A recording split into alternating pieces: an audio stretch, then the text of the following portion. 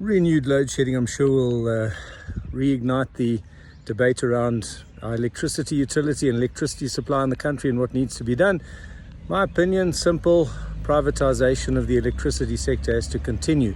I say continue because it's already there. We do have a big dominant parastatal, but there are more and more independent power producers and of course alternative solutions for individual homes or businesses emerging, and I think that process just continues. Now, there are some that would argue against privatization. They say that electricity is a strategic sector. It should be kept in the hands of government, kept safe. I don't buy that. I'm more a private sector solutions type of guy. And the reason is not just because I believe the private sector is inherently better.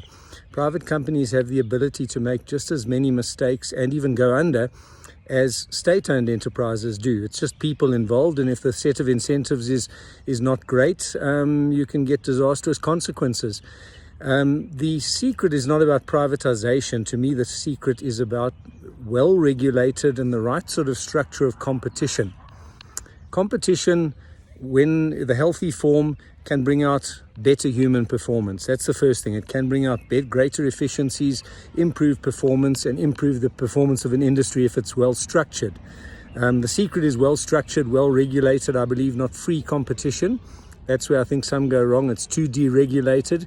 Then you sometimes get monopolistic behavior by private sector entities if one becomes the dominant one. And you can have an effect that's not too dissimilar from if a state-owned enterprise is allowed to operate, to dominate a market and be protected.